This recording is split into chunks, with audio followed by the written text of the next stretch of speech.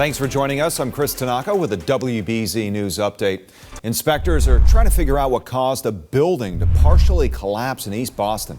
This happened around 1:15 this morning on Webster Street.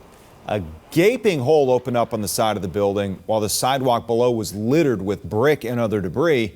Thankfully, no one was hurt. The building was under construction and no one was living there. The building next door, however, had to be evacuated.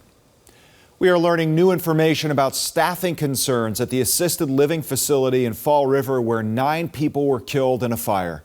Mayor Paul Coogan says only 2 employees were working at the Gabriel house when the flames broke out Sunday night.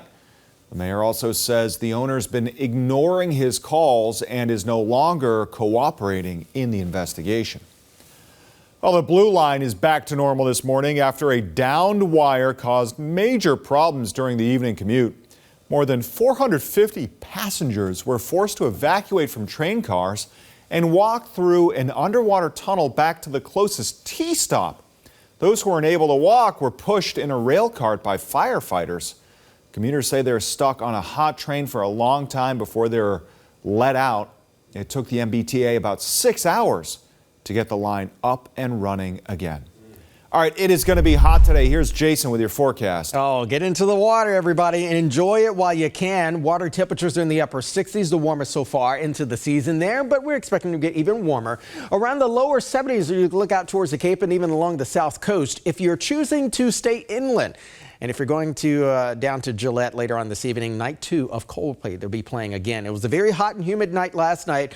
Chris was urging everybody to stay hydrated, at least through the concert last night. That'll likely happen again for another night. Patchy areas of fog likely to overspread the region again as we wake up on Thursday morning, still dealing with some balmy conditions. And then the Lumineers are going to be playing at Fenway for tomorrow evening as well as on Friday. Both days will likely be into the mid-80s. As we look at our weekend here, of course, it is Wednesday and we're already eyeing the weekend. A drier start to the weekend, low 80s on Saturday, plenty of sunshine. Cloud cover will be on the increase towards the tail end of the evening on Saturday. Saturday night, if you have a date night, perhaps even have any activities, you'll be okay. But by the time we wake up on Sunday, you're going to notice overcast skies and a bit of wet weather to begin to move back in. Overnight lows, again, likely be anywhere between the lower 70s as well as the mid 70s, back into the upper 80s, around the low 90s again for tomorrow. Tomorrow, we're likely going to experience more pop-up showers, maybe even a couple of thunderstorms towards the tail end of the evening, and that will be accompanying our next cold front. We will have a drier start to the weekend, as I said before, a wetter finish to the weekend by Monday and Tuesday behind our next rainmaker. That'll be an appreciable rain for us on Sunday. We're back dry again on Monday and Tuesday of next week, Chris. All right, Jason, this has been a WBZ News Update. I'm Chris Tanaka. Have a great day.